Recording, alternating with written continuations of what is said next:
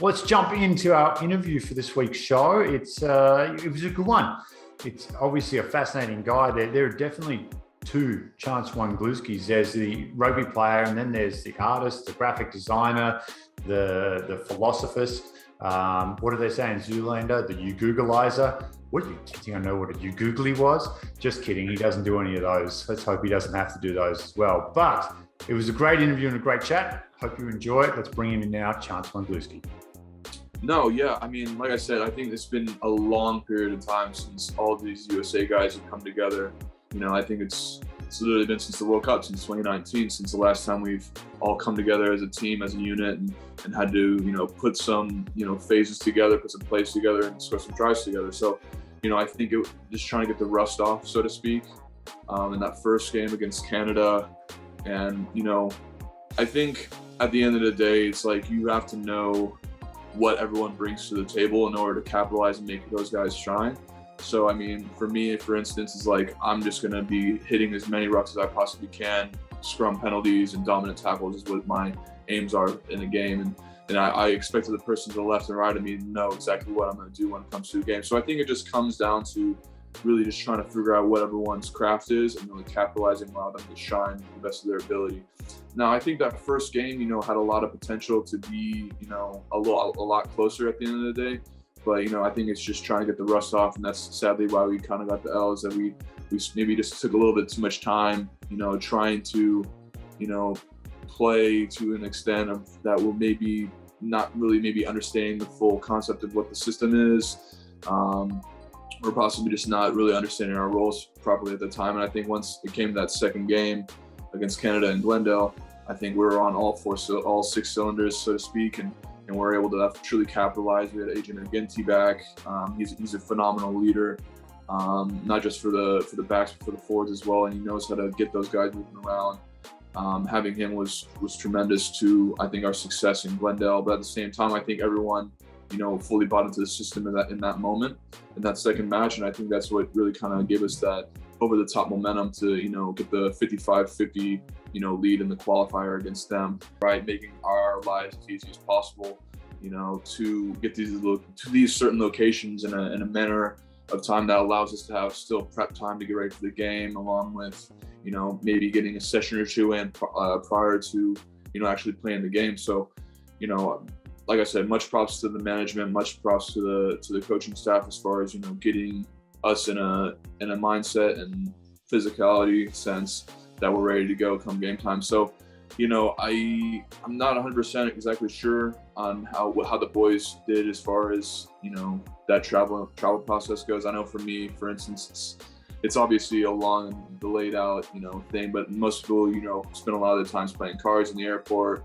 getting a cup of coffee, just stuff that you do normally in an airport, but you're going to be there for a long period of time. Sometimes I've had my fair share of travel days that have lasted 40 plus hours, where it's just, you're just constantly just waiting, moving around, getting from plane to plane.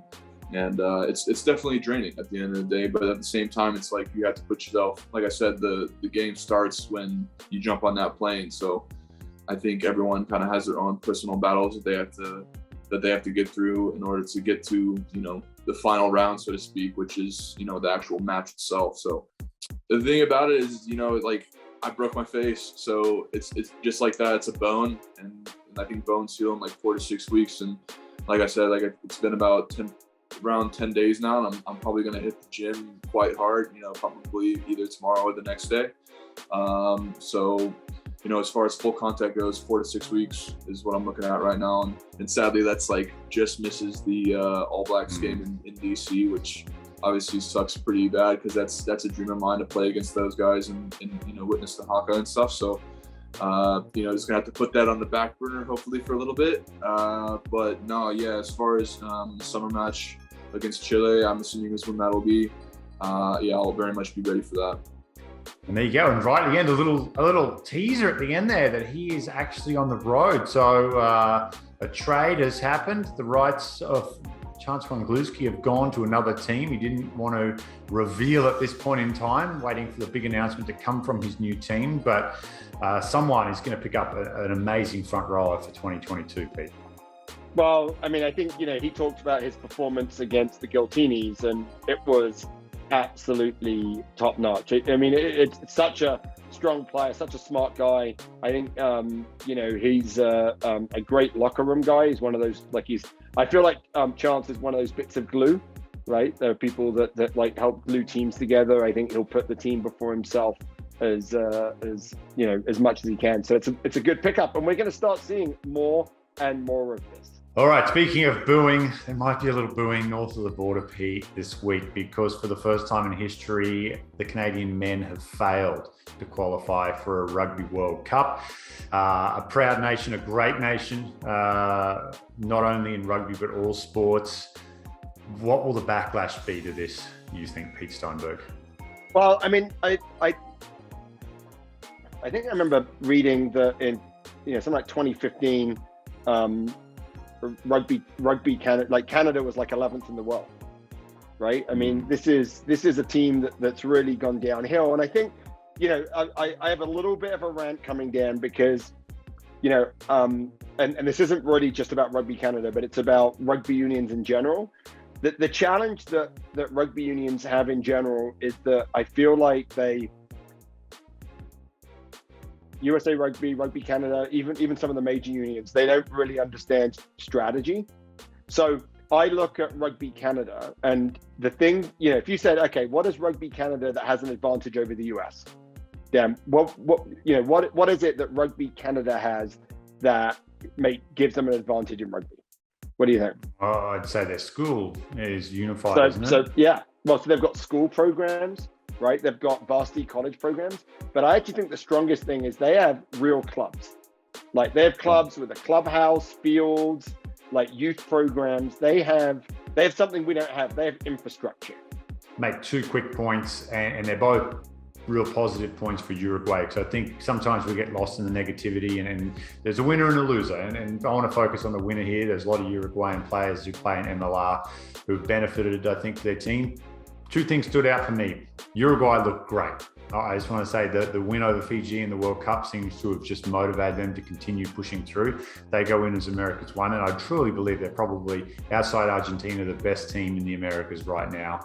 The second is, I called a game USA-Uruguay at the exact same field. I want to say it was 3 years ago now, maybe a little longer. There was 2 people there, maybe a dog, and someone who got lost in the park who stumbled onto the game. It was a full house. That is an amazing turnaround. So congratulations to Uruguay, the players, the administrators, whoever organised that. It was an absolutely capacity crowd there. Full house, looked great. I couldn't find the commentary though. The stream I watched it on, it was just natural sounds. So I could actually hear the crowd, and my Spanish is not very good, but I think they said a few things to some of the players that I'm not going to repeat on the show, but I love the passion. And I love the performance from Uruguay. They deserve that win. They really did. I don't think it was the fact of USA playing poorly, just Uruguay just out-enthused them at every aspect of that game. So I think that I think that's right. I think Uruguay have been on the up. I think they've grown, not having AJ McGinty. We're a different team without AJ McGinty, and we can come up with all the platitudes about you've just got to play with what you have, but not having AJ McGinty hurt us. However, what I would say is the first 60 minutes that the US played against Uruguay in Glendale, they were dominant. It was 19-3, and it was that last 20 minutes where they lost the plot a little bit. The guys coming off the bench, you heard it with Chance when he talked about getting together and understanding the patterns and those sorts of things. It looked like the subs weren't quite ready to come in and do that, and that's where the tie was lost. I feel like Uruguay knew they just had to come out of Glendale within 10 points. I think that's right. But supremely confident at home. Yeah, if it's 19-3, 19-3 makes everything different down there, right? And so to me, that last 20 minutes, I was really surprised. I felt like the bench of the US was stronger, but they just did the bench. wasn't able to close that game, and Uruguay kept that momentum going down. It's so difficult to play down there. You know that, Dan. Like it's a long trip. Chance talked about it a little bit. Long trip. Yeah, but at the same time, I think the Uruguay, I think, demonstrated they were the better team. I feel like Gary Gold would say we didn't play to our potential.